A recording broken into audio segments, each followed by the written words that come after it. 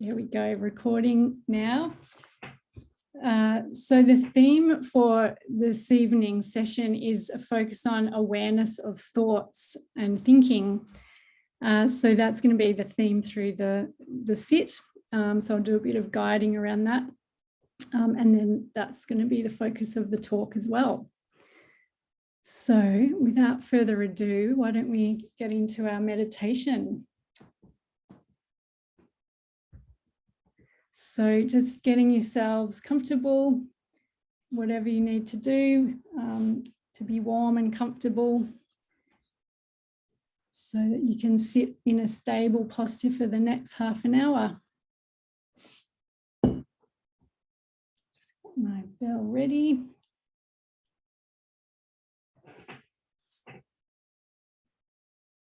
Okay, so when you feel comfortable and settled, just closing the eyes. And let's begin.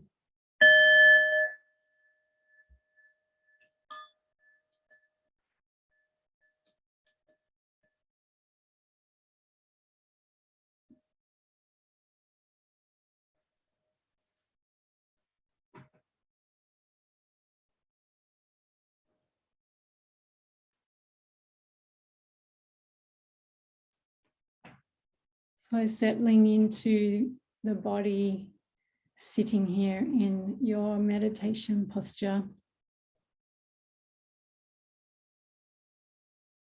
Feeling the cushion or the chair beneath you.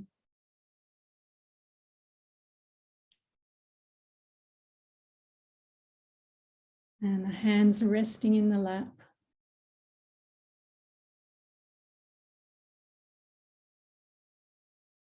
Feel the feet against the floor or the cushion.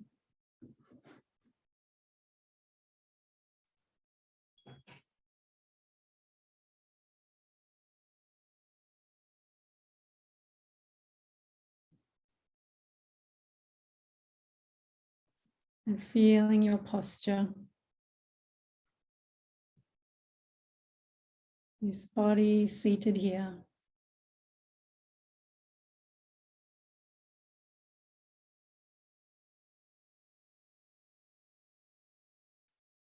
And let's take a moment to soften and relax our body to just help settle. So consciously softening the muscles of the forehead and the face.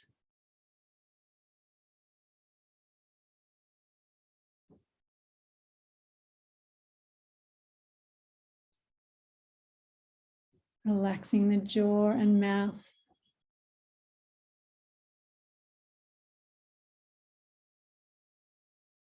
Softening the throat.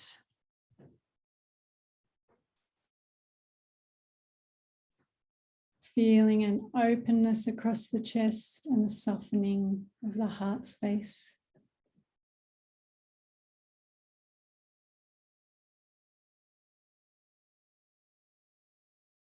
Relaxing your belly.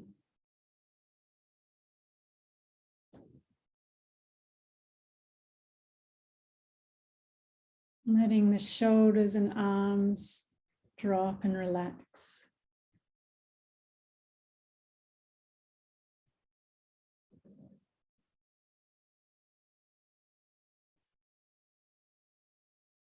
And softening the hips, legs, and feet.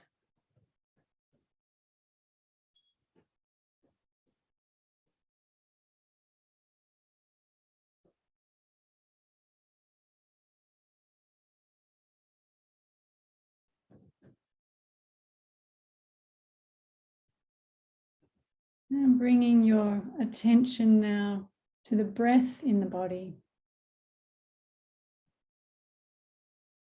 Feeling the gentle movement.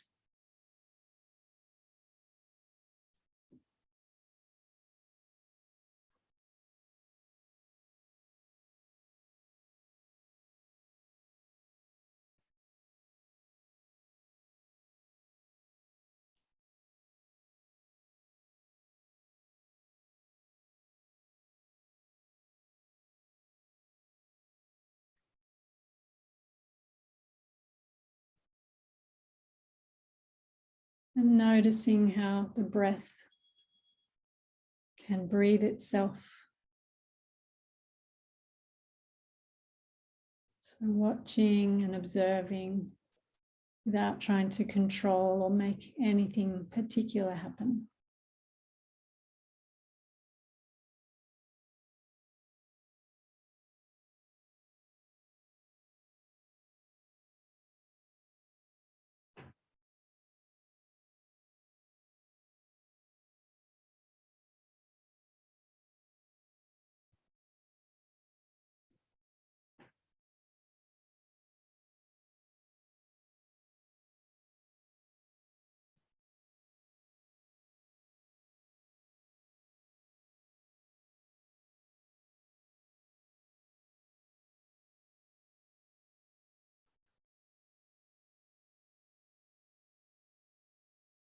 And for this practice, the breath can be your anchor, or if you prefer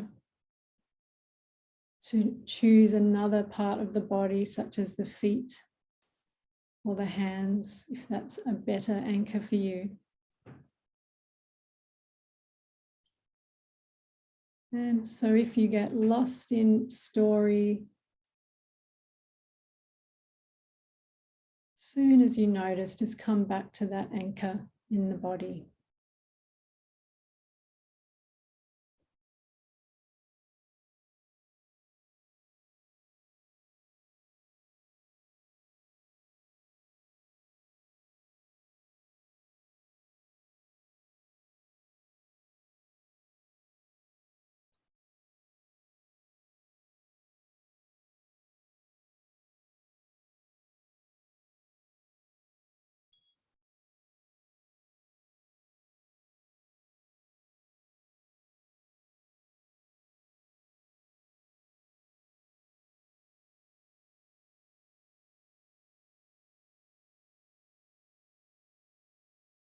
So now I invite you to become aware as you're sitting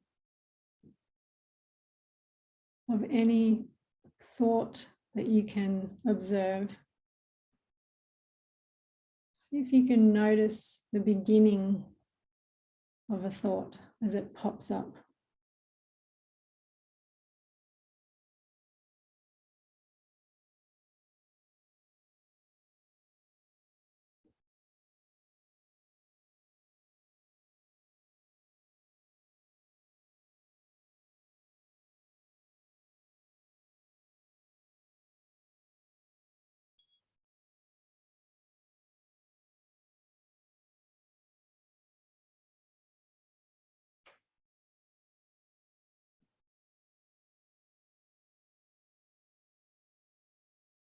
So we begin to notice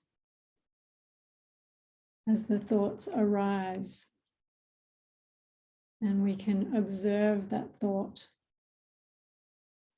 and then let it go.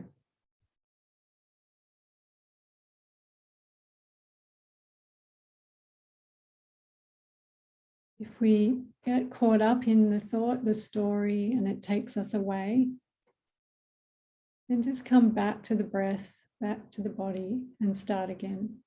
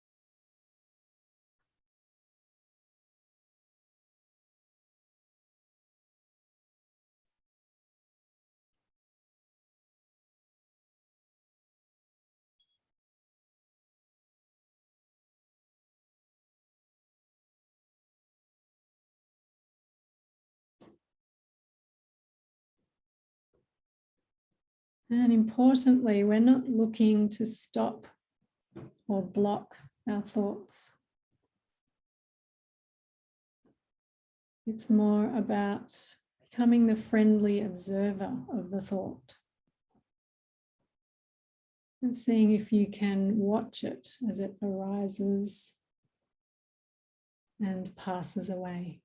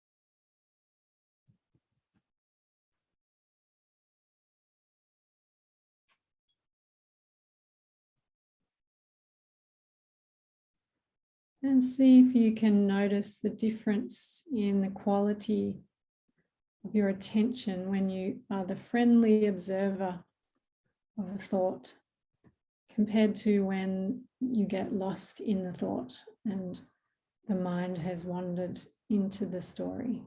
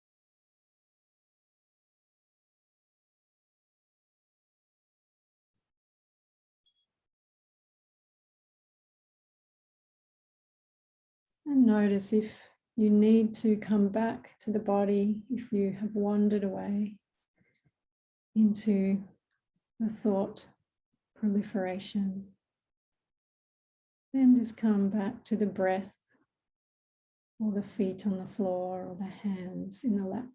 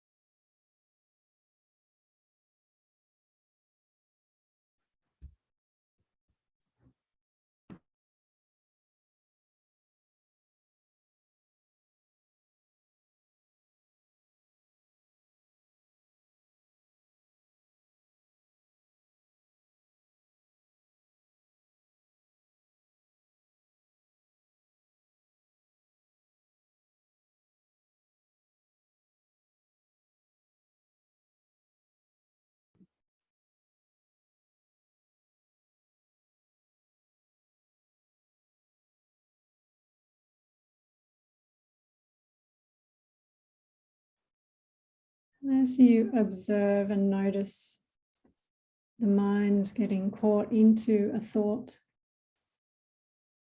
into a story, see if you can notice the physical sensation or the body's experience of that. So when you notice that proliferation, the mind has wandered. Are there any physical sensations that accompany that story?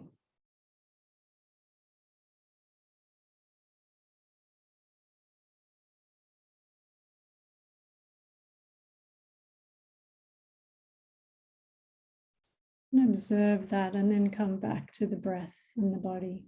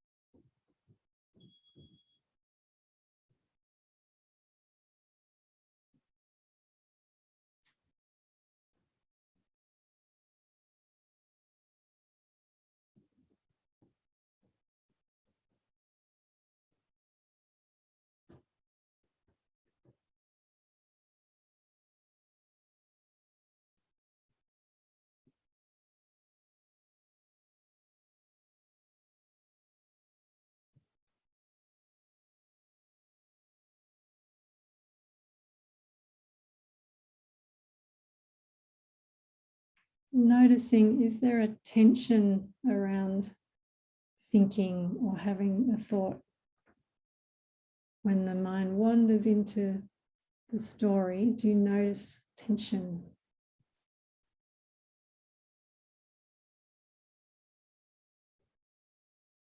Or is there a sense of a battle or wanting to push away the thoughts?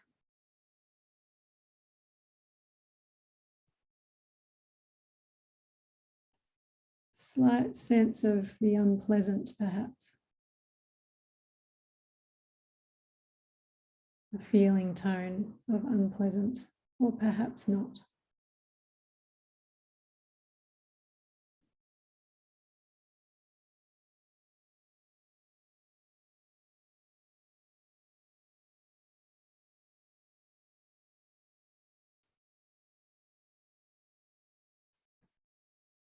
Now I invite you to bring a sense of compassion and loving awareness to these thoughts and these wandering moments of the mind.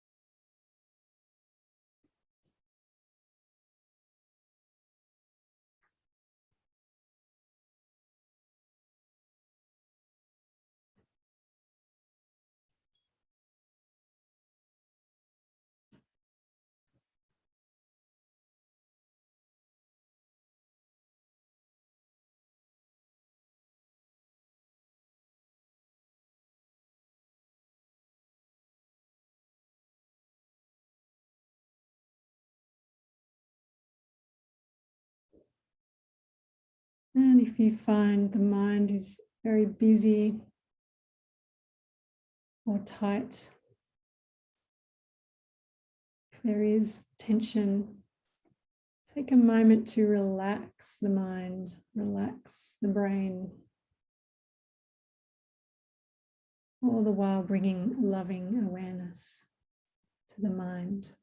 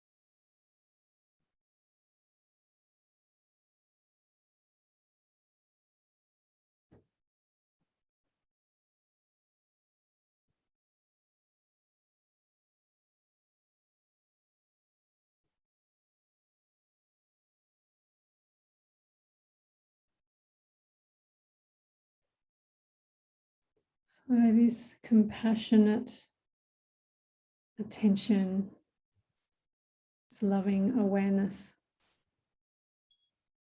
is a vast and infinite ocean, and we can see the thoughts and stories that arise as waves on the ocean that dissipate and disappear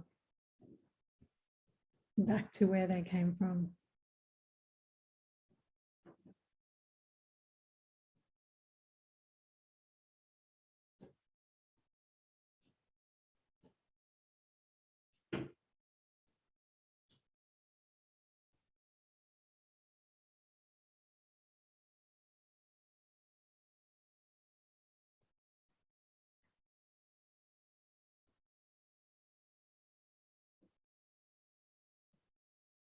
And for the last part of our meditation, I invite you to sit in this vast, compassionate awareness.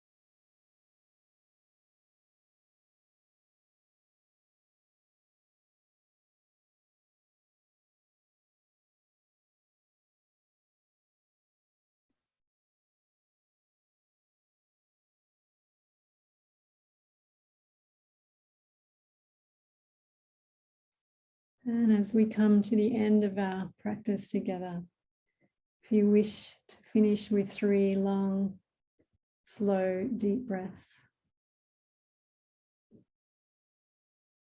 can do that until the bell.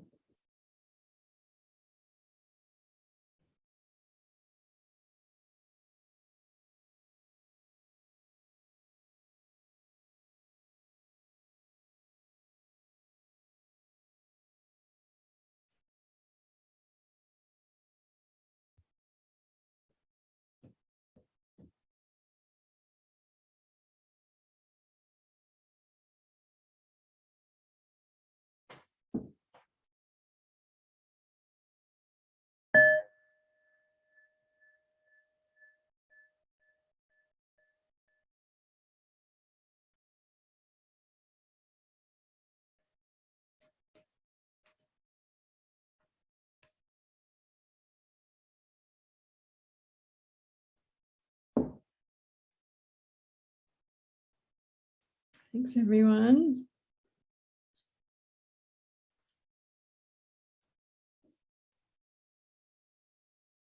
Okay, so we'll take a short break now.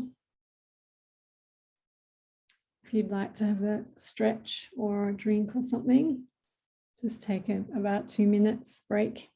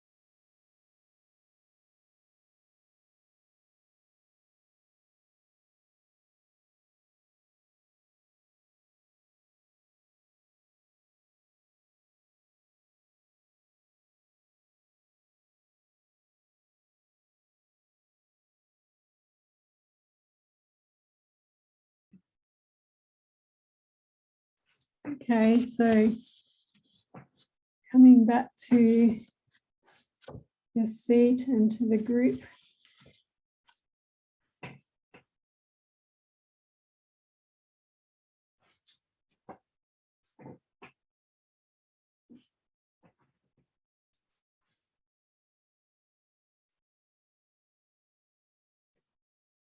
Great, so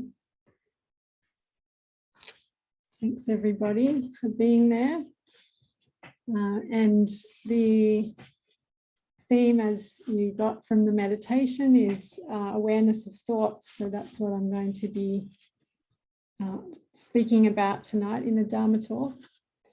So it's, yeah, thinking about thinking.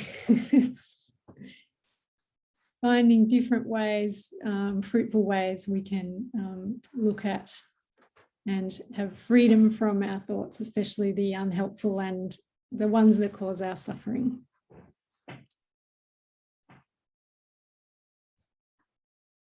So I find this part of Dharma practice and this mindfulness practice around thoughts incredibly important and fruitful.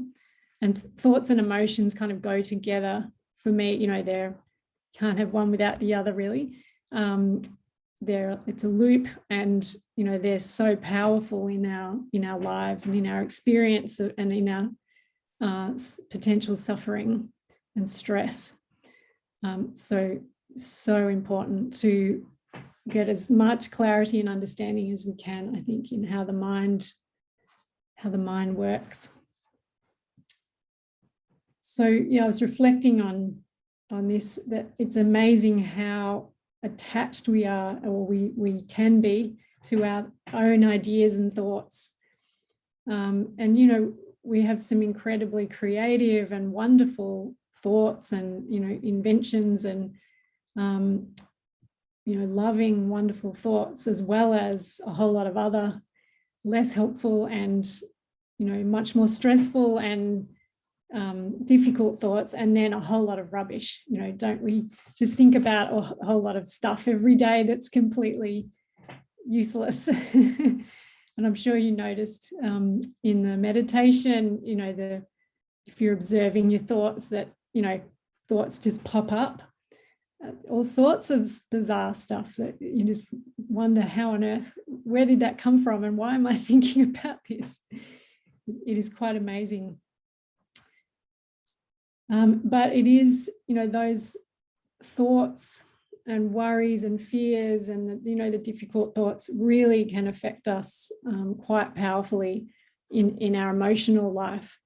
And, of course, our emotions then bring on more thoughts and more, we experience fear, we start to worry, and so it goes around in a cycle.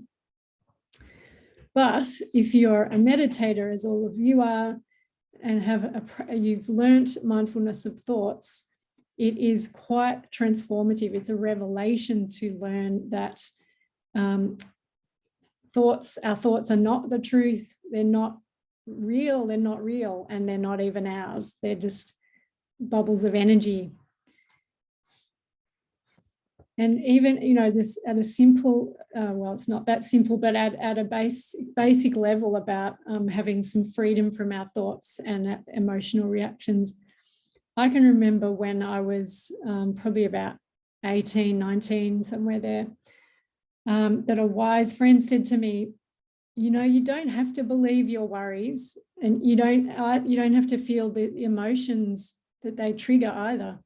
You actually have a choice, I remember this distinctly, this friend saying it, and I was gobsmacked. Like, I didn't believe her. I was like, are you for real? These thoughts and worries and these big emotions, they just come upon me. What can I do about them? I don't have any control over them. I really didn't believe her. And it seemed, I felt powerless really to what arose. But any of you, those of you who've been meditating for a while will know that mindfulness practice provides a gradual or a sometimes rapid process of getting free from this grip of those thoughts and strong emotions.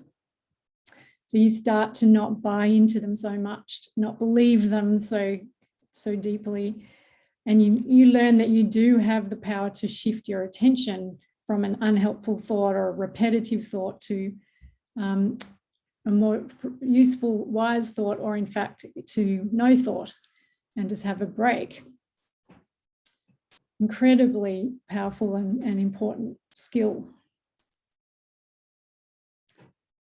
And I can also remember in my kind of early years of understanding all of this, well, before I learnt about mindfulness, I actually, in my early 20s, was struggling with some anxiety and symptoms of anxiety.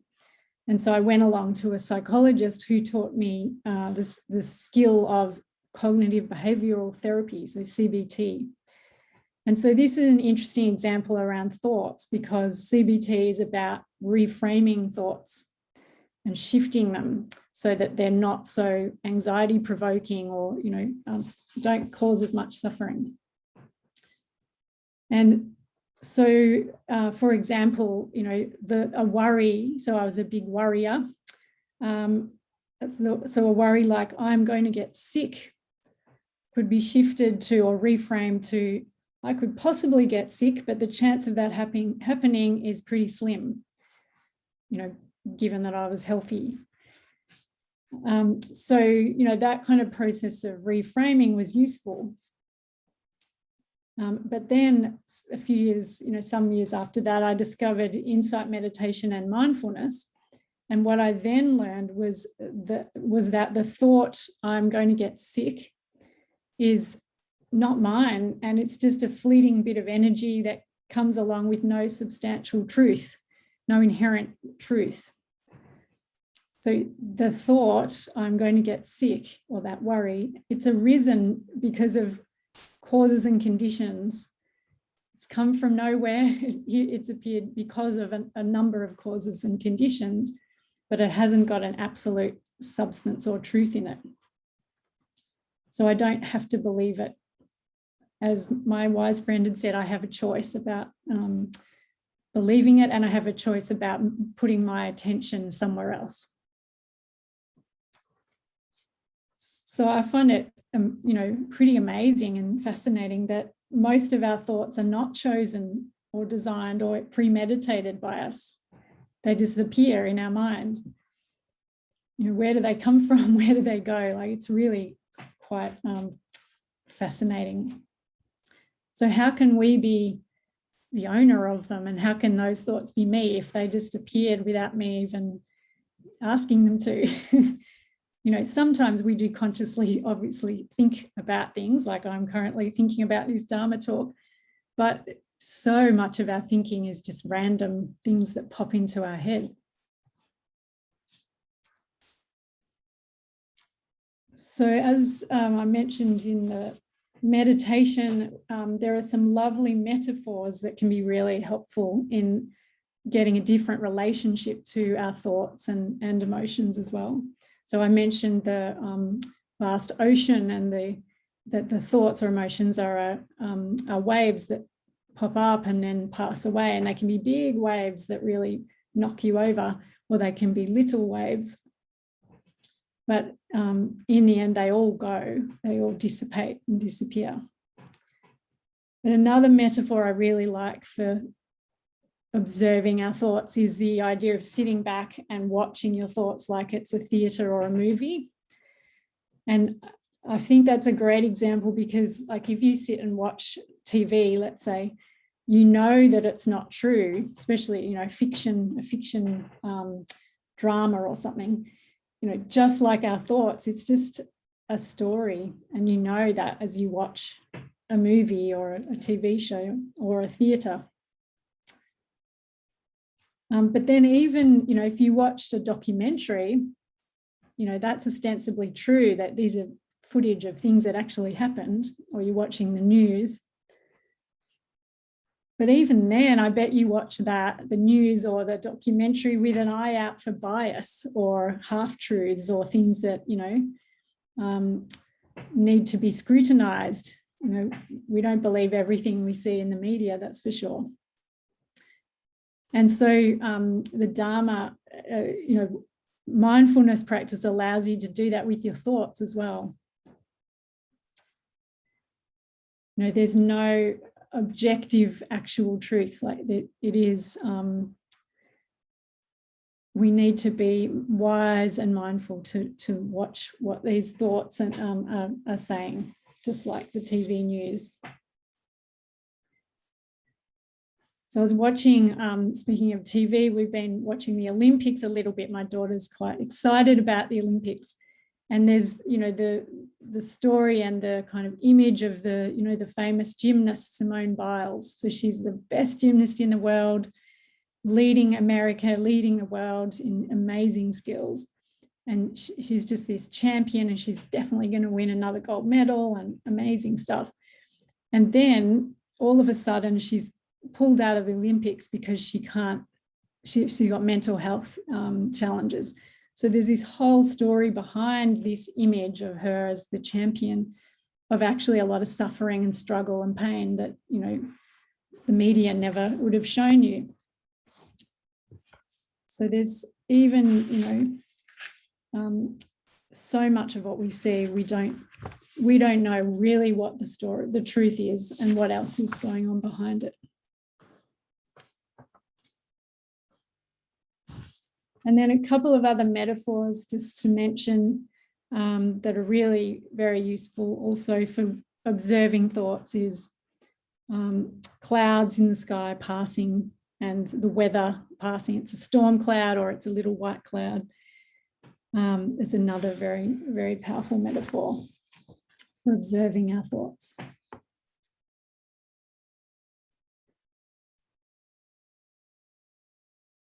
So I really, in thinking about this or feeling and reflecting about the insubstantial and transient kind of nature of thoughts, that they're not concrete, they're not absolute truth. I really like this quote from Guy Armstrong in his book, Emptiness. We give thoughts power by taking hold of them, but when we just let them come and go, their existence is so ephemeral, they're barely there. This light, fleeting, insubstantial quality is the sign of the emptiness of thoughts. So perhaps during the meditation tonight, you had that feeling or that experience of observing a thought,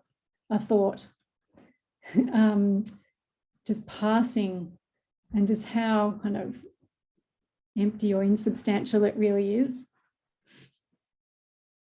Even though, there are many thoughts that we have that are really painful and have a big impact on us. But in reality, they are fleeting and insubstantial. So where do these thoughts come from?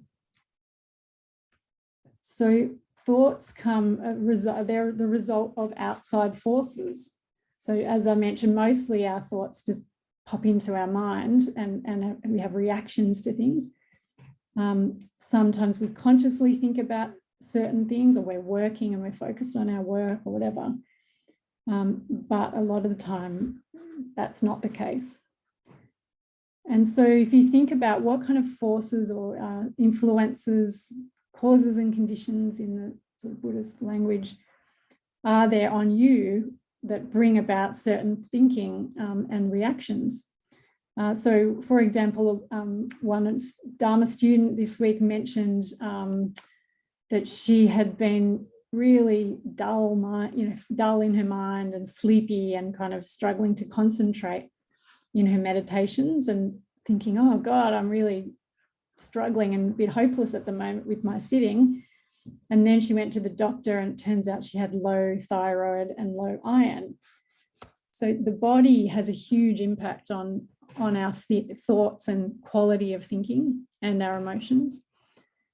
So, I bet you can all think of some examples in your own life where your state of your body, like you've been sick or, hormonal ups and downs, you haven't eaten enough, you got low blood sugar, even as simple as that, can really drive your thinking and your emotional reaction.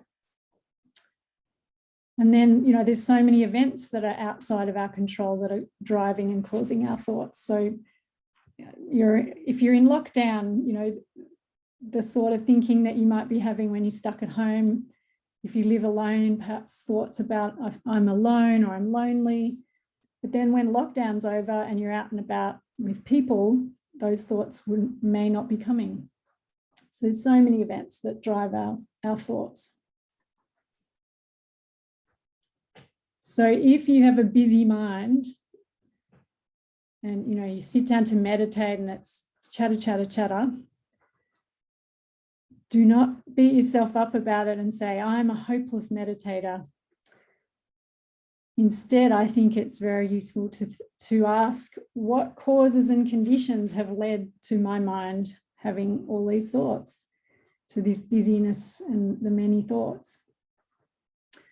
So that you might find causes and conditions like I'm feeling overwhelmed at work or at home or both. Or I feel like I can never get to the end of my to-do list. Or I was raised in a family where we always had to get everything done and everything right. So my mind is constantly looking for what I need to fix. That's why I have a busy mind. It's nothing to do with whether or not you're a good meditator. So these sorts of causes and conditions can come from, childhood, come from a long time ago or just today. So above all, we really don't want to get into a battle with our thoughts and try to block them or get rid of them. And, the goal of emptying our mind is a very, very fruitless effort, a fruitless goal. You will never empty the mind and it will just be a struggle of trying to push away and push away the thoughts. So, as you probably know, what we resist tends to grow larger. So resisting thinking and thoughts and labeling it as bad is going to be counterproductive.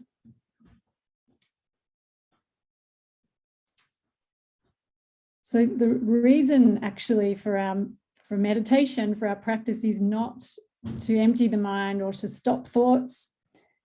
And actually it's not to calm the mind or experience tranquility, which are, though those are very beneficial side effects. And actually, I have a lovely quote from Guy Armstrong, which talks about why are we really meditating?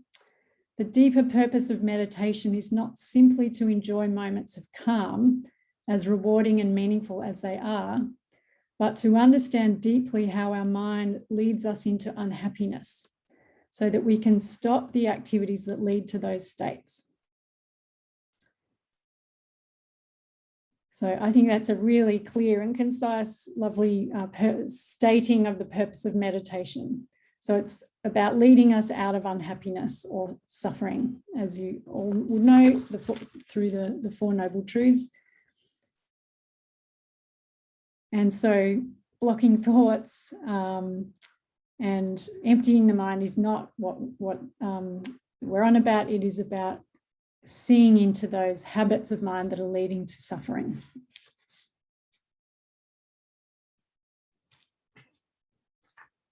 Now, the Buddha taught a lot about, in the suttas, there's a lot about thoughts. And so there's one really important or excellent teaching and quote that I'm going to read out from one of the suttas in relation to what the Buddha taught about the proliferation of thoughts and our relationship to thoughts. So his analysis of the mechanism of thinking is from a sutta called the Honey Ball in the Middle Length Discourses. So I'll just read it out. It's that kind of technical Buddha language, so bear with me. Dependent on the I and forms, I consciousness arises. The meeting of the three is contact. With contact as condition, there is feeling. What one feels, that one perceives. What one perceives, that one thinks about. What one thinks about, that one mentally proliferates. With what one has mentally proliferated as the source, perceptions and notions tinged by mental proliferations beset one with respect to past, future, and present forms, understandable through the I. So I'm going to unpack that. That's kind of quite technical kind of dry language, but there's a sort of popular culture version of that quote that you've probably heard, which is something like what I think I become, or there's various versions of that you've probably seen, printed on those kind of quotes on bags and books and whatnot. So, which is not quite exactly right, but this is the much more accurate technical version from the Buddha. So I'll just unpack it. So this is how the Buddha saw thinking. Firstly, we have a perception, a sense perception, which creates the initial reaction. So for example, I hear a dog barking in the middle of the night. So hearing the dog is the sense perception. Then there is a feeling, so the feeling tone, Vedana, which is an unpleasant, in this case, an unpleasant feeling arises about hearing the dog because it's created a feeling of fear. Then the perception is, then there is a perception which is, I perceive a threat to my safety. It's 3 a.m, there's a dog, my dog's barking, there's a threat. And then that provokes the thinking. The first thought is, who might be lurking outside my house? The dog's barking, it must be an intruder. So that's the thought. And then mental proliferation, or papancha, is where the thought goes on. So I then lying in bed, I keep worrying that there's an intruder even after my dog stops barking. And I think what an intruder might do to me if he got inside the house, or how can I call the police? Where's my mobile phone? Should I call the police? Why else could my dog be barking? And so on. So the mental proliferation. And then one other thing that's probably worth mentioning is that this thinking and mental proliferation is how we create our identity, our sense of self. And so mental proliferation keeps creating our sense of self. So in this example, I'm thinking I'm a woman who's not safe in my own home, or I live in a dangerous neighborhood, or I'm a man who should not be feeling this fear. I'm being pathetic, or whatever.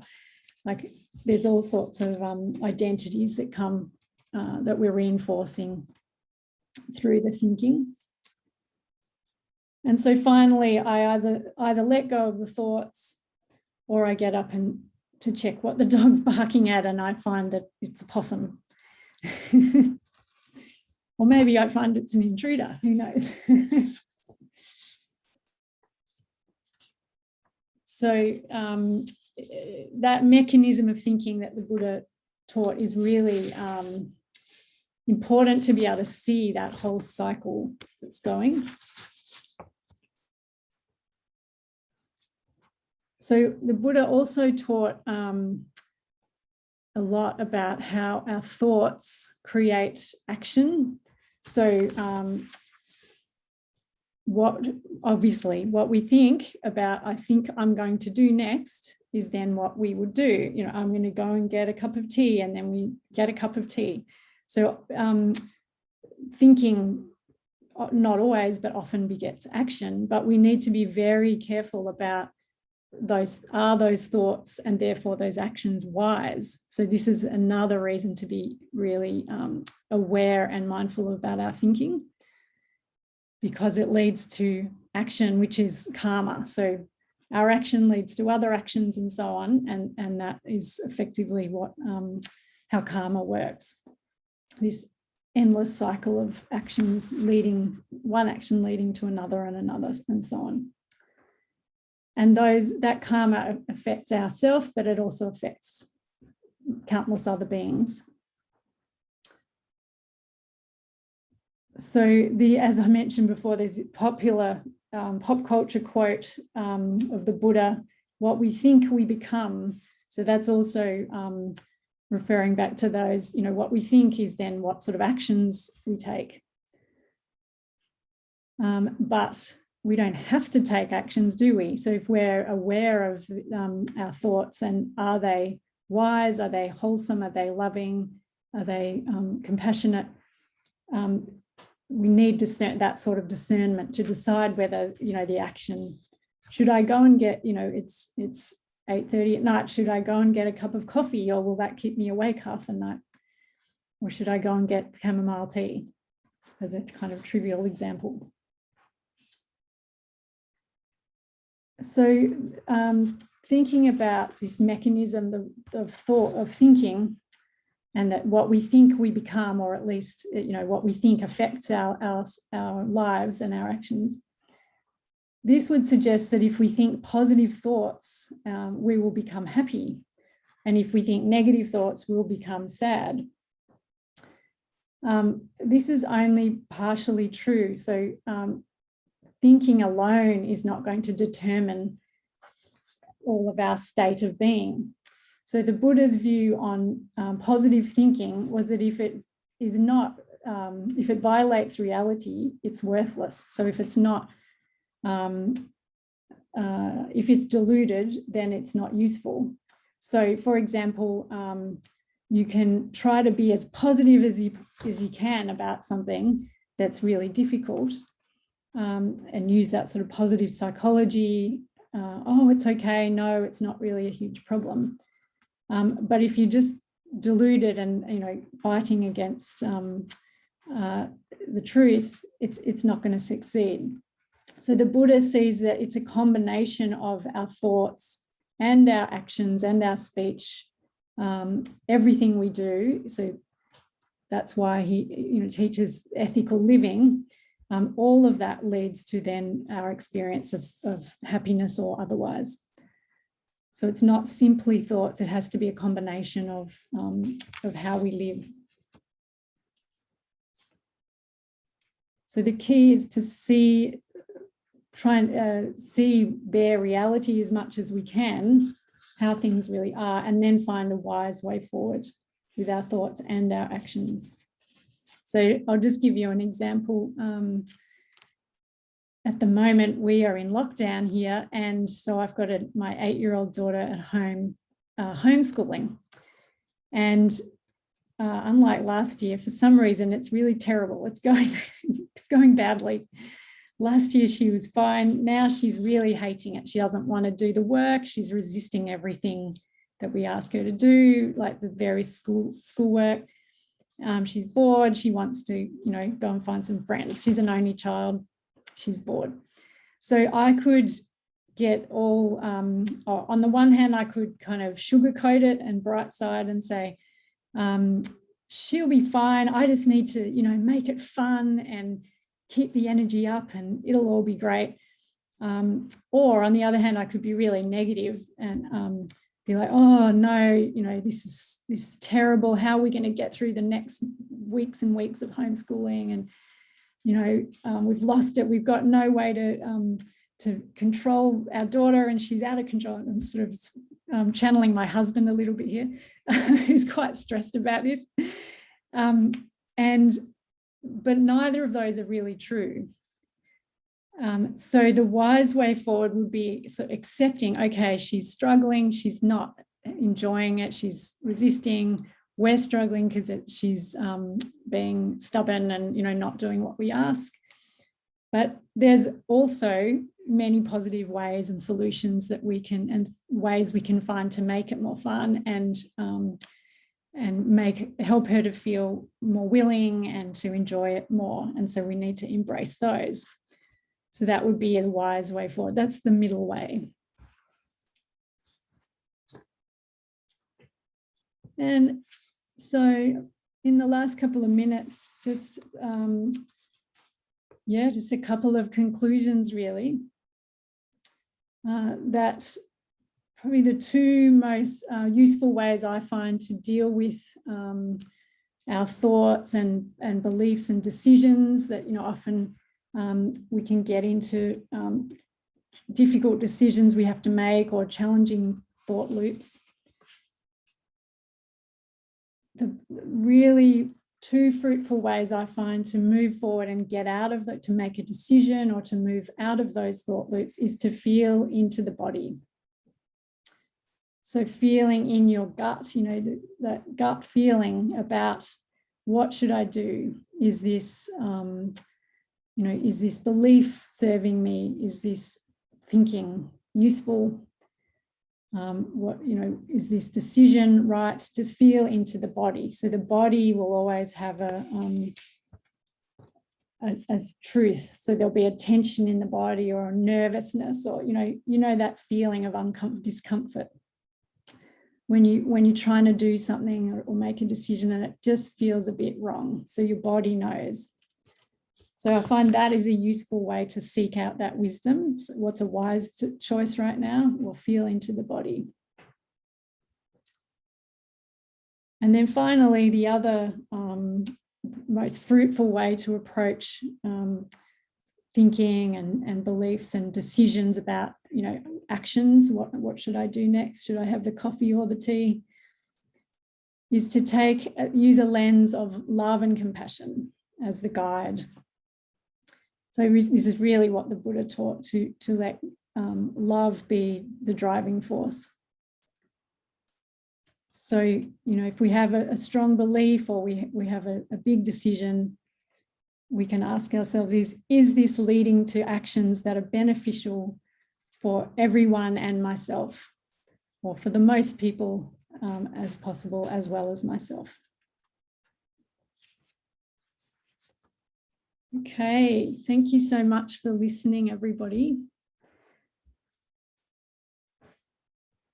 And I was going to talk about COVID vaccines, and I as an example, and I've managed to get to the end without talking about vaccination, which I think is a good thing. So I'm happy to